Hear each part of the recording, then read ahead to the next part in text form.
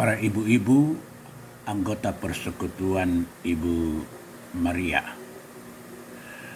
mari kita mengucapkan syukur kepada Tuhan oleh karena Dia masih terus mau memperdengarkan suaranya kepada kita untuk menguatkan kita di dalam perjalanan kehidupan beriman kita di tengah-tengah banyak situasi yang kita hadapi dalam kehidupan ini. Dan sebelum kita memulai membahas firman Tuhan, mari kita lebih dulu berdoa. Bapa kami yang di sorga, di dalam Tuhan kami Yesus Kristus, kami bersyukur dan memuji Tuhan untuk kedaulatan-Mu, untuk kemahatauan-Mu, untuk kemahakasih-Mu, dan untuk segala rencana-Mu yang Engkau izinkan terjadi kepada kami, supaya di dalam hidup ini kami benar-benar selalu hidup di dalam iman yang kokoh kepada Tuhan. Kami ingin belajar pada pagi hari ini tentang kehidupan seorang hamba Tuhan di dalam firman-Mu, yaitu Ayub. Kami berdoa supaya Tuhan yang akan menolong kami untuk menikmati firman-Mu, dan kami kiranya semakin diperkaya untuk hidup lebih kuat dan kokoh di dalam beriman kepadamu, di dalam menghadapi kehidupan ini. Urapi kami semuanya Tuhan, urapi hamba-Mu juga. Kami doakan supaya semua anggota Persekutuan Ibu Maria di dalam rumah mereka masing-masing juga bisa mengikuti acara ini dan mereka diberkati oleh Tuhan. Di dalam nama Tuhan kami Yesus Kristus. Amin. Ibu-ibu yang dikasihi oleh Tuhan Yesus Kristus,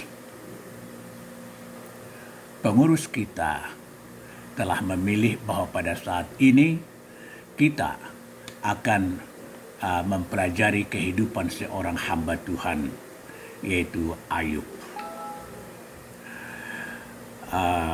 Dengan tema mempertahankan iman. Tapi saya ingin minta maaf lebih dulu kepada pengurus terutama dan kepada ibu-ibu, karena saya merasa bahwa judul ini kurang tepat. Yang paling tepat ialah bertahan dalam iman, bukan mempertahankan iman.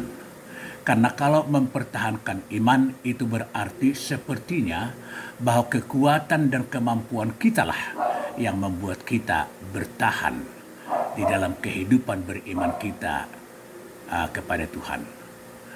Tetapi sebenarnya bukan demikian. Yang dikehendaki oleh Tuhan bagi kita ialah supaya kita bertahan dalam iman yang dianugerahkan Tuhan kepada kita. Jadi iman itu adalah anugerah Tuhan. Makanya dikatakan bahwa Roh Kudus itu memberikan kepada kita iman supaya kita kuat dan supaya kita bisa bertahan dalam iman itu, tidak goyah apapun yang terjadi. Jadi itu yang dikehendaki oleh Tuhan. Salah satu contoh di sini ialah bahwa Ayub adalah merupakan satu pribadi, seorang anak Tuhan, seorang yang percaya kepada Tuhan, baik itu di dalam masa jayanya dan baik itu di dalam masa terpuruknya. Banyak orang yang dikala dia berjaya, diberkati oleh Tuhan, maka mereka sepertinya orang yang hidup beriman kepada Tuhan. Walaupun saya tahu bahwa ada juga orang yang karena diberkati Tuhan, justru mereka menjadi lebih percaya kepada berkat Tuhan itu dan bukan lebih percaya kepada Tuhan yang menjadi sumber berkat itu. Dan orang yang seperti ini kalau berkatnya sudah tidak ada lagi bagi mereka, kalau terjadi masalah dan kemudian berkat itu tercabut daripada mereka, maka mereka menjadi meragukan Tuhan. Karena tumpuan iman mereka adalah berdasar kepada berkat itu, bukan kepada si pemberi berkat itu. Dan itu sebabnya Tuhan Yesus misalnya di dalam Matius 7 ayat 24 sampai dengan 27, dia memberikan satu perumpamaan tentang orang yang mendirikan rumah di atas pasir dan di atas batu. Orang yang mendirikan rumah di atas pasir ialah orang-orang yang tidak memiliki fondasi bangunan itu yang kuat, pasir. Sehingga kalau badai datang, maka rumah itu akan roboh karena tidak mempunyai fondasi yang kokoh. Begitu orang-orang yang di dalam kehidupannya fondasi imannya ialah berkat.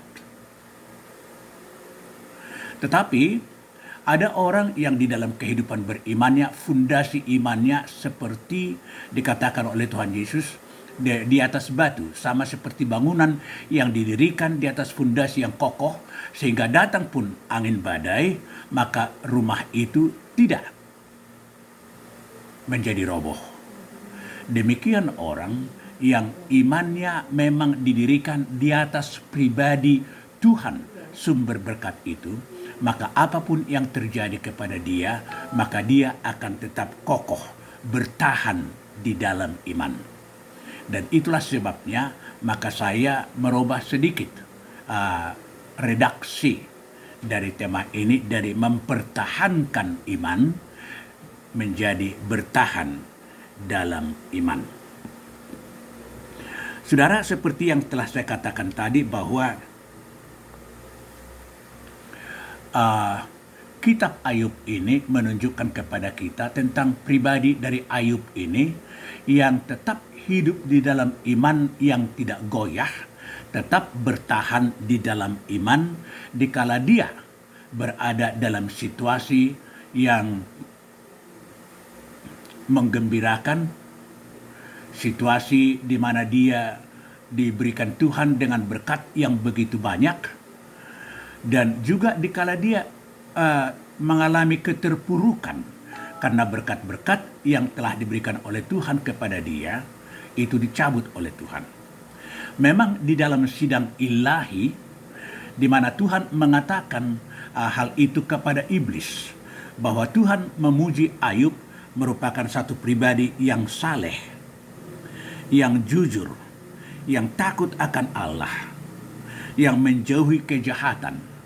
Itu dikatakan Tuhan kepada iblis. Tapi iblis mengatakan kepada Tuhan, karena engkau pagari dia dengan berkat-berkatmu, maka dia demikian. Cobalah engkau tidak pagari dia dengan berkatmu, pasti dia akan mengutuk engkau. Lalu Tuhan mengatakan kepada iblis itu, oke, saya berikan izin kepadamu untuk mencabut semua berkat itu. Engkau akan lihat, maka hambaku itu akan tetap bertahan di dalam imannya. Apa rupanya berkat yang diberikan Tuhan kepada Ayub, saudara-saudara, yang kita lihat di sini? Tadi dikatakan bahwa dari segi kehidupan beriman kepada Tuhan, dia adalah orang yang bukan hanya beriman di dalam batinnya, tetapi juga di dalam pekerjaannya. Makanya Tuhan mengatakan dia adalah seorang yang sangat saleh, dia sangat jujur di dalam segala karyanya, dia selalu takut akan Tuhan, tidak melakukan dosa di dalam kehidupannya, dan tidak melakukan kejahatan apapun di dalam perjalanan hidupnya. Karena dia adalah seorang yang takut akan Tuhan. Nah, itu kualitas hidupnya. Kita lihat di dalam keluarganya, Tuhan juga memberkati dia dengan 7 orang anak laki-laki dan 3 orang anak perempuan. Dia juga menunjukkan tanggung jawabnya kepada sebagai seorang bapa, sebagai seorang imam dalam keluarga, kepada Tuhan di dalam jalan, bagaimana dia selalu menasihati anak-anaknya supaya mereka tidak berbuat dosa di dalam perjalanan hidup mereka sebagai pemuda dan sebagai pemudi. Mereka waktu berpesta, lalu Ayub selalu merasakan ragu apakah anak-anak itu bersama dengan teman-temannya melakukan dosa. Oleh karena itu setiap kali mereka selesai berpesta, Ayub selalu datang ke hadapan Tuhan, membawa korban permohonan pengampunan untuk anak-anaknya, supaya Tuhan mengampuni semua anak-anaknya. Mana tahu anak-anak itu di dalam bersukaria dengan teman-temannya, berpesta pora itu melakukan dosa terhadap Tuhan. Nah, itu tanggung jawabnya. Dia begitu merindukan agar semua anggota keluarganya itu merupakan orang-orang yang tetap saleh dan takut akan Tuhan, tetap setia beriman kepada Tuhan. Banyak orang, saudara-saudara, tidak mempedulikan bagaimana kehidupan beriman anak-anaknya, terutama para kaum bapak, mengabaikan pendidikan iman kepada anak-anaknya. Banyak orang tua yang merasa sudah melakukan tanggung jawabnya ketika mereka membutuhi kebutuhan jasmani dari anak-anaknya. Tetapi Ayub tidak demikian. Memang dia membutuhi kebutuhan jasmani dari anak-anaknya, tetapi dia terutama menekankan supaya kebutuhan rohani, takut akan Tuhan, beriman kepada Tuhan itu selalu ada di dalam hidup dari anak-anak itu. Jangan anak-anak itu menjadi jumawa karena mereka hidup berkelimpahan. Jadi Ayub sendiri yang tidak tahu bagaimana sebenarnya keadaan dari anak-anak itu waktu mereka berpesta, tapi dia kemudian selalu di dalam rasa takut kepada Tuhan, datang kepada Tuhan memberikan persembahan pengampunan dosa untuk anak-anaknya. Mana tahu anak-anak itu melakukan kesalahan dengan teman-temannya. Ayub juga diberikan Tuhan kekayaan yang berlimpah, saudara-saudara. Dikatakan dalam firman Tuhan ini, pada ayat 3 bab 1, dia memiliki 7.000 kambing domba, 3.000 unta, 300 pasang lembu, 500 keledai betina, dan dia dikatakan merupakan orang yang terkaya di dunia bagian timur. Bayangkan, saudara-saudara, tidak ada yang menyayangi dia. Tuhan memberkati dia. Demikianlah, saudara-saudara. Tetapi begitu pun, saudara-saudara, berkat itu tidak membuat dia menjadi lupa kepada Tuhan.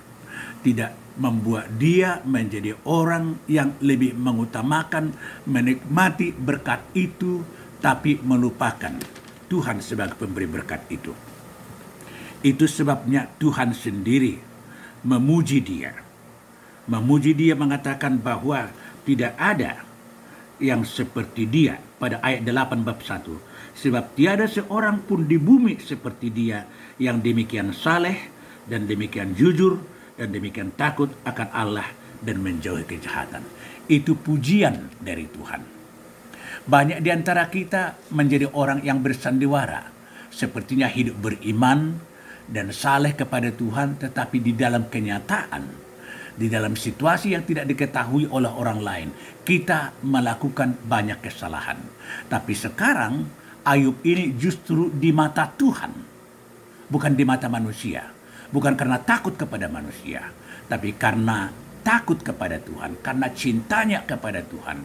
Maka Tuhan memuji dia karena di dalam penglihatan Tuhan, dia adalah orang yang tidak bercacat di dalam imannya. Saudara, itu yang dikehendaki Tuhan sebenarnya dari hidup kita, supaya kita lebih jujur di hadapan Tuhan daripada di hadapan manusia. Saudara yang dikasihi oleh Tuhan Yesus Kristus, namun kita lihat kemudian bagaimana setelah Tuhan memberikan izin kepada iblis untuk mendatangkan pencobaan kepada dia, apa yang terjadi, saudara-saudara? Kita baca pada bab 1 ayat 13 sampai dengan ayat yang ke-17, dikatakan bahwa semua harta kekayaannya itu dalam seketika menjadi hilang karena dirampas oleh orang-orang. Semua kekayaannya menjadi tidak ada lagi bagi dia. Dan pada bab 1 ayat 18 dan 19 dikatakan bahwa semua anak-anaknya juga mati, yang laki-laki dan yang perempuan. Bayangkan 10 orang itu. Bisa saudara bayangkan itu. Kadangkala kalau hanya satu orang pun anak kita meninggal, kita tidak tahu lagi bagaimana. Sudah mempertanyakan Tuhan, mengapa Tuhan tidak menunjukkan kasih-Nya. Ini 10 orang dalam seketika itu, saudara-saudara. Kekayaan semuanya dalam seketika itu diambil daripada dia. Dan pada bab 2 ayat 7 sampai dengan ayat 9, waktu kekayaannya sudah hilang dan anak-anaknya juga sudah meninggal semua, maka Tuhan masih memberikan izin kepada iblis untuk menjamah tubuh dari Ayub. Cuma nyawanya tidak diizinkan oleh Tuhan. Nyawanya di tangan saya, tidak boleh kau ambil. Tapi kesehatannya terserah sama kau. Kau mau jamah? Lalu iblis menjamah tubuh dari Ayub, menjadikan Ayub berpenyakit kusta, sehingga dia harus keluar dari rumah, harus bermandikan abu, saudara-saudara, di luar rumah, tinggal di luar rumah. Saudara bayangkan itu. Kekayaan semuanya, anak-anak semua, dan kesehatan semuanya terambil dari dia. Dalam seketika. Saudara, lebih dari itu lagi. Pada bab 2 ayat 9 sampai dengan ayat 10. Istrinya yang selama ini selalu mendampingi dia, melihat penderitaan yang dialami oleh keluarganya, melihat penderitaan penyakit yang dialami oleh suaminya, lalu istrinya mengatakan kepada Ayub, "Kutuklah Tuhan. Mengapa engkau selalu beriman kepada dia, padahal engkau sudah menderita sedemikian rupa?" Saudara-saudara, tapi apa jawab dari Ayub kepada istrinya itu? Saudara, kita bisa baca misalnya ayat 10 bab yang kedua. Dikatakan, engkau berbicara seperti perempuan gila. Apakah kita mau menerima yang baik dari Allah, tetapi tidak mau menerima yang buruk? Dalam kesemuanya itu, Ayub tidak berbuat dosa dengan bibirnya. Saudara, bayangkan kalau istri sendiri melihat penderitaan itu semuanya, membujuk suaminya untuk mengutuk Tuhan dan meninggalkan Tuhan. Jangan lagi beriman kepada Tuhan. Rupanya bagi Ayub, seorang yang tulus beriman kepada Tuhan, kalau orang hanya percaya kepada Tuhan, sungguh-sungguh mengikut Tuhan waktu dia masih kaya, waktu dia masih menikmati berkat-berkat Tuhan, itu biasa. Tapi kalau orang berkatnya sudah diambil Tuhan dari dia, masih tetap dia percaya dan memuji Tuhan, maka itu iman yang sesungguhnya. Di dalam keadaan sukses, di dalam keadaan terpuruk, imannya tidak goyah. Bagi Ayub, justru orang yang menunjukkan seperti dia orang beriman ketika dia berjaya, tetapi kemudian meninggalkan Tuhan waktu berkat itu ditinggalkan, diambil oleh Tuhan dari dia, itu adalah seperti orang gila. Maka dikatakan kepada istrinya, kau seperti perempuan gila.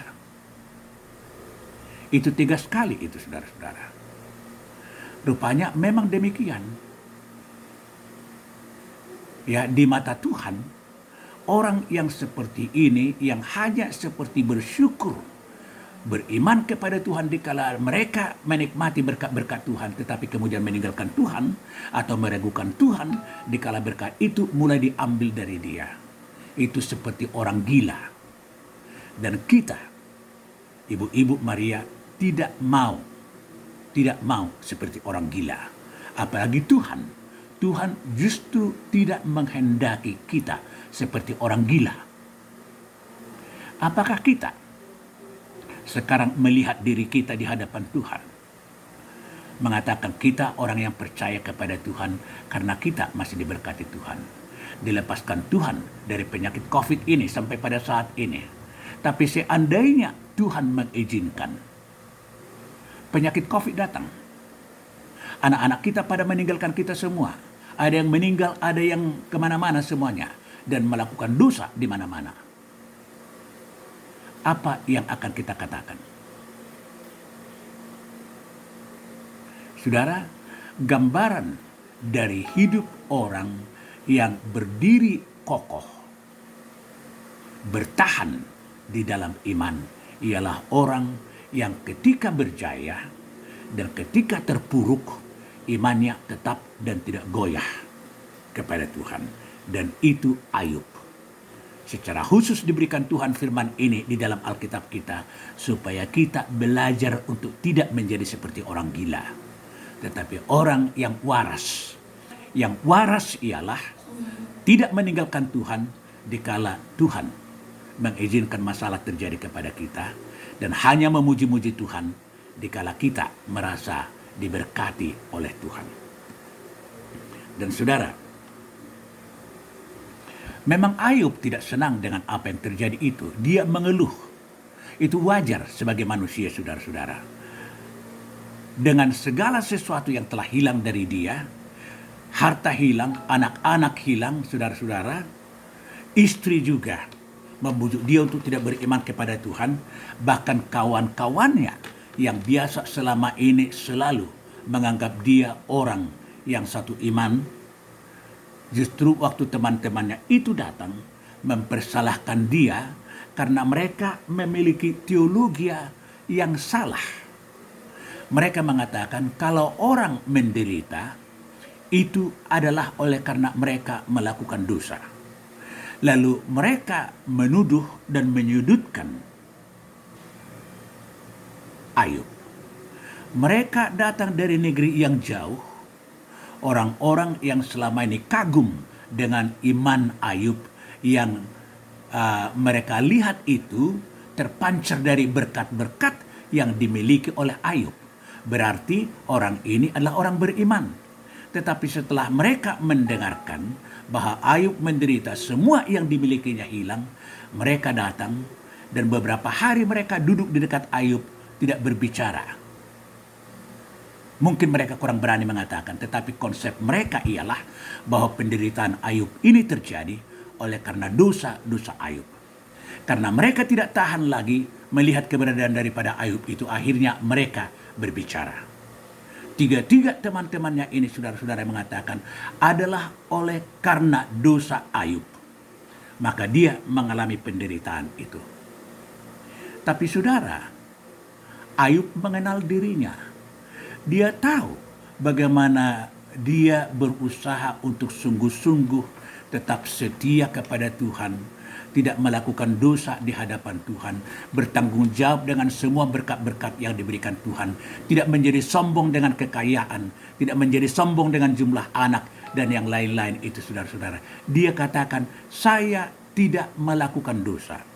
Penderitaan yang saya alami ini, termasuk penyakit saya ini, bukanlah oleh karena saya melakukan dosa. Dan itu merupakan satu siksaan rohani yang sangat pahit sekali di dalam kehidupan Ayub, waktu teman-temannya ini yang dianggapnya merupakan orang-orang yang saleh dan mengikut Tuhan dengan konsep ketuhanan yang benar, ternyata mempersalahkan dia. Waktu dia menjelaskan kepada mereka tentang bahwa mana kesungguhannya mengikut Tuhan, orang-orang ini tidak percaya. Padahal saudara, Tuhan sendiri kepada iblis sudah menyatakan bahwa tidak ada yang seperti Ayub, salehnya di hadapan Tuhan. Saudara, memang kalau kita baca seterusnya kitab Ayub ini, kita melihat bagaimana dia mengeluh juga dengan penderitaan yang dialami. Tapi keluhan itu dinyatakan oleh karena dia tidak mengetahui rancangan-rancangan yang ada di dalam hati Tuhan dan yang dilakukan Tuhan kepada dia dengan semua kejadian ini, dia tidak sampai ke sana pengetahuan dia. Karena Tuhan tidak memberitahukan itu kepada dia. Jadi di dalam berpikir apa rancangan Tuhan, mengapa hal ini terjadi kepada dia, sementara dia sudah berusaha sedemikian rupa di dalam hidupnya waktu berjaya, bahwa dia selalu berusaha saleh kepada Tuhan. Bagaimana dia sebagai imam keluarga berusaha untuk membuat anak-anaknya juga menjadi orang-orang yang taat kepada Tuhan, memberikan korban untuk anak-anaknya dan semua anggota keluarganya kepada Tuhan, supaya Tuhan selalu memberikan pengampunan kepada mereka. Dia tidak tahu apa rancangan Tuhan, dan itu sebabnya dia memiliki keluhan-keluhan. Dan kalau kita baca kemudian akhirnya, saudara-saudara, bahwa di dalam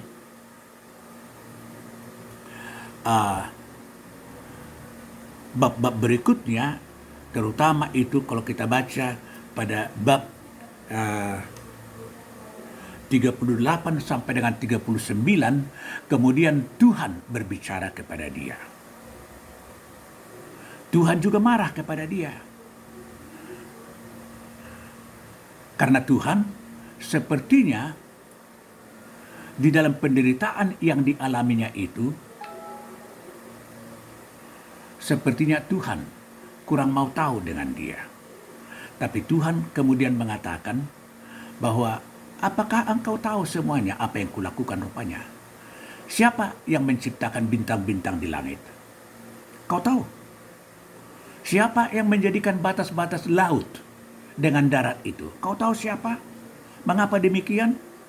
Dan banyak lagi yang dinyatakan Tuhan pada kedua bab itu.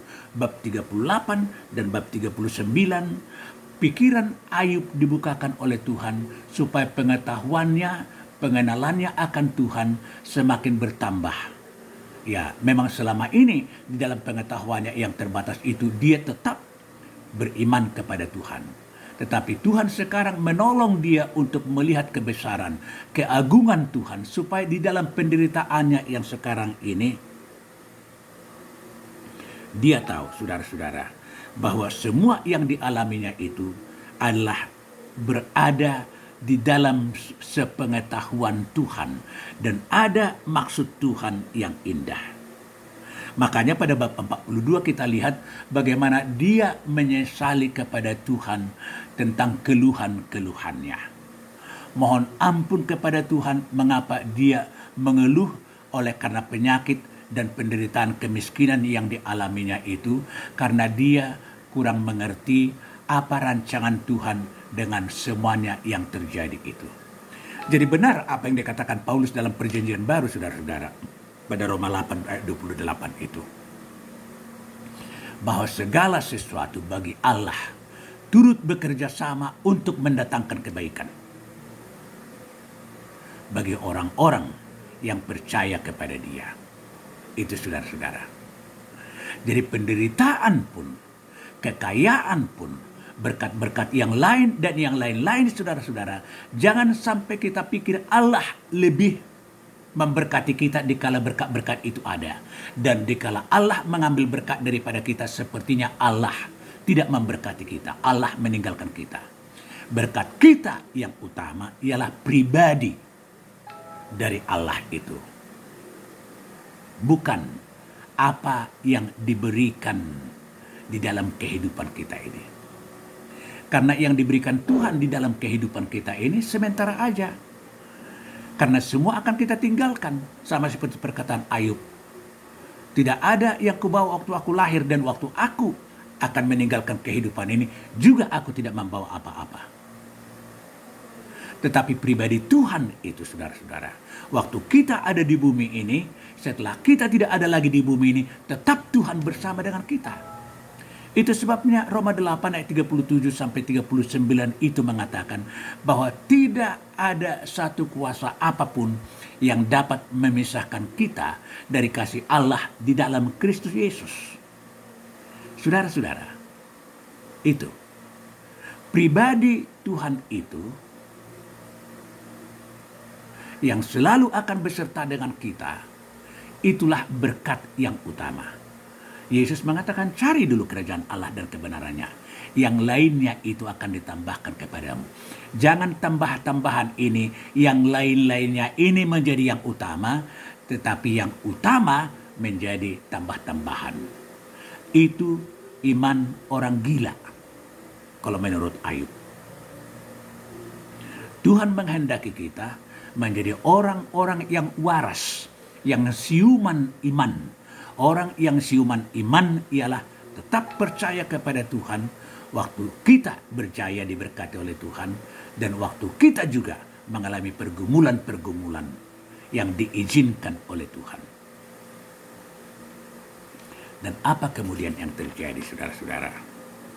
Semua kita tahu bahwa di dalam bab 42, setelah Ayub menyatakan pertobatannya kepada Tuhan, saudara-saudara, karena dia mengeluh dengan sakitnya yang dialami dalam penderitaan itu, lalu Tuhan memberkati Ayub 2 kali lipat, saudara-saudara. 2 kali lipat. Baik jumlah harta, hewan, baik jumlah anak, saudara-saudara, diberikan oleh Tuhan. Coba bayangkanlah bagaimana Ayub dengan istrinya masih bisa memiliki anak-anak dalam masa tua mereka. Waktu anak-anaknya yang 10 orang itu bersama-sama dengan mereka, saya rasa mereka sudah 2 sampai 10 anak. Bayangkan berapa umur istrinya. Tapi adakah yang mustahil bagi Tuhan? Anak-anaknya ini sudah dewasa, meninggal semua, sudah biasa berpesta pora dengan kawan-kawannya. Berarti bukan anak-anak lagi. Meninggal sekaligus semua. Hartanya sekaligus binasa semua, saudara-saudara. Tapi kemudian Tuhan yang diimaninya itu memberkati dia 2 kali lipat, termasuk jumlah anak-anaknya, saudara-saudara. Dan itu sebagai jawaban untuk sekaligus mengecewakan si iblis, bahwa iman orang yang bertahan di dalam fondasi yang kokoh, yaitu Tuhan Yesus Kristus, tidak akan bisa dirobohkan oleh si iblis. Dan kita sekarang sudah mengenal siapa Tuhan Yesus Kristus itu. Dialah yang menjadi landasan iman kita, bukan yang lain, saudara-saudara. Oleh karena itu, pengenalan kita dengan keakraban pergaulan kita dengan Tuhan Yesus diharapkan harus menjadi semakin akrab, semakin mesra, karena itulah menjadi fondasi di atas mana kehidupan kita ini didirikan, yang tidak akan bisa kemudian dirobohkan oleh si iblis. Bagaimanapun kuatnya usaha si iblis itu, seperti badai yang akan merobohkan satu rumah. Tapi karena akar iman kita itu masuk jauh ke dalam tanah, sama seperti pohon yang digoyang oleh angin, saudara-saudara, maka akar pohon itu semakin jauh masuk ke dalam tanah, membuat pohon itu tidak tumbang. Demikian orang yang melandasi imannya pada diri pribadi Tuhan Yesus, bukan kepada berkat-berkat Tuhan Yesus, tapi diri pribadi Tuhan Yesus. Maka di sanalah, saudara-saudara, kita akan bisa kokoh tetap. Saudara, itu yang dikehendaki Tuhan. Dan itu yang membuat kita bisa melewati jurang maut itu, kemudian untuk berdiri di hadapan Tuhan, di Firdaus dan di sorga, melihat kebaikan Tuhan itu yang akan membawa kita ke tempat yang disediakan kepada kita. Jangan kita berharap misalnya bahwa kalau Tuhan mengambil daripada saya berkat yang ini, Tuhan bisa memberikan kepada saya 2 kali lipat. Memang itu benar, Tuhan bisa memberikan 2 kali lipat, 3 kali lipat. Tetapi bukan itu yang terpenting. Yang terpenting itu tidak pernah diambil oleh Tuhan, yaitu penyertaannya, kehadirannya, diri pribadinya dengan kita. Dan itu tidak pernah digeser oleh Tuhan dari Ayub. Kalau harta-harta ini dan yang lain-lain, berkat-berkat ini bisa bergeser dari kehidupan kita. Tapi diri pribadi Allah itu tidak bergeser. Maka dikatakan tidak ada satu kekuatan apapun yang dapat memisahkan kita dari kasih Allah di dalam Kristus Yesus. Jadi bertahan dalam iman itu hanya terjadi di dalam kehidupan seseorang kalau fondasi imannya itu benar-benar adalah diri pribadi Tuhan Yesus. Ayub menjadi contoh bagi kita, saudara-saudara. Ayub itu manusia biasa. Yang membuat dia luar biasa ialah karena dia mendasari imannya pada batu yang kokoh. Gunung batu kita ialah Tuhan Yesus. Benteng pertahanan kita ialah Tuhan Yesus. Saudara-saudara, dia yang mengatakan kepada kita, aku beserta dengan engkau sampai kepada akhir kesudahan zaman. Oleh karena itu, saudara, mari kita semakin belajar bertekun mengikut Tuhan Yesus. Bertekun mengikut Tuhan Yesus. Agar dengan demikian Tuhan, saudara-saudara, fondasi iman kita itu semakin kokoh di dalam pribadi dia.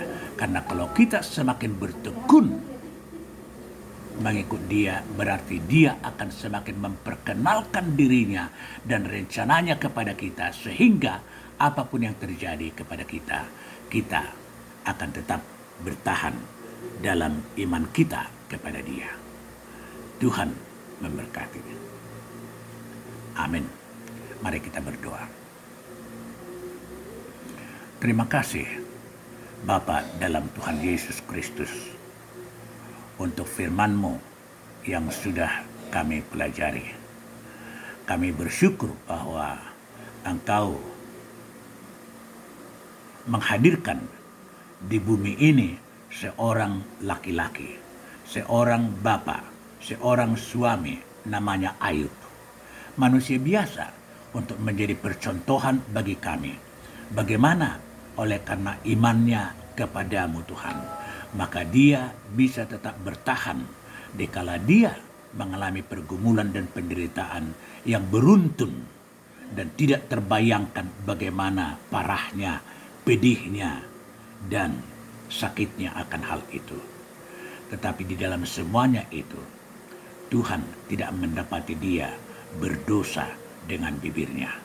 Memang keluhan-keluhan yang diucapkannya itu adalah oleh karena ketidaktahuannya akan rancangan Tuhan mengapa hal ini terjadi. Sementara dia tahu, dia sudah berusaha sedemikian rupa untuk selalu hidup menaati Tuhan di dalam kehidupannya. Saudara-saudara, Tuhan, kami juga dengan saudara-saudara saya, kaum ibu ini, Tuhan perlu belajar dari seorang Ayub, supaya kami di dalam kehidupan kami yang juga mengalami banyak tantangan-tantangan, supaya kami tidak akan meragukan Tuhan, supaya kami bukan hanya memuji dan bersukacita di dalam Tuhan ketika kami menikmati berkat-berkat yang indah dari Tuhan. Karena Tuhan Engkau sama, dikala kami berjaya dan dikala kami berduka, Engkau tetap sama. Kasih-Mu, perhatian-Mu, rancangan-Mu tetap sama bagi kami. Oleh karena itu, biarlah kami selalu bertumpu kepada diri-Mu sendiri, ya Tuhan. Supaya kami tidak akan mempertanyakan kebaikan Tuhan. Kami tidak akan meragukan kasih Tuhan kepada kami dikala kami mengalami datangnya penderitaan. Kami berdoa Tuhan, supaya Tuhan yang akan selalu menolong kami untuk belajar setia kepada Tuhan. Karena hanya dengan jalan demikian, iman kami akan bisa bertahan dalam penderitaan. Terima kasih, berkati persekutuan Ibu Maria, berkati para pengurus, berkati para anggota semua, dan biarlah kesukaan hati kami semua tetap sama, yaitu diri-Mu sendiri. Menjadi milik-Mu, dan Engkau menjadi milik kami. Itu yang menjadi sukacita utama bagi kami, ya Tuhan. Peliharalah persekutuan ibu ini untuk terus semakin berjaya di dalam Tuhan. Terima kasih Tuhan. Kami akan menyerahkan persembahan kami kepada Tuhan. Dan kami berdoa supaya Tuhan yang akan memberkati persembahan ini dan menjadikannya menjadi berkat di dalam memperjayakan persekutuan kami ini di YPDPA Tuhan, baik secara khusus dalam persekutuan Ibu Maria. Engkau lihat Tuhan kebutuhan anak-anak-Mu ini semua. Engkau lihat adakah di antara mereka yang takut dengan situasi yang sedang terjadi, misalnya penyakit COVID dengan segala variannya yang sekarang. Biarlah di dalam Tuhan tidak ada ketakutan. Namun kami harus tetap waspada Tuhan untuk menjaga diri kami tetap sehat, supaya kami bisa lebih lama di dalam hidup ini dipakai oleh Tuhan untuk menjadi kesaksian yang baik kepada banyak orang, terutama kepada anggota keluarga kami. Terima kasih Tuhan. Dengarlah juga doa kami yang akan kami doakan dengan iman bersama-sama, yaitu doa yang telah Engkau ajarkan kepada pengikut-pengikut-Mu. Para ibu, mari kita berdoa. Bapa kami yang di surga, dikuduskanlah nama-Mu, datanglah kerajaan-Mu. Jadilah kehendak-Mu di bumi seperti di sorga. Berilah kami pada hari ini makanan kami yang secukupnya. Dan ampunilah kami akan kesalahan kami, seperti kami juga mengampuni orang yang bersalah kepada kami. Dan janganlah membawa kami ke dalam pencobaan, tetapi lepaskanlah kami daripada yang jahat. Karena Engkaulah yang punya kerajaan, dan kuasa, dan kemuliaan, sampai selama-lamanya. Amin. Maka biarlah anugerah Tuhan kita,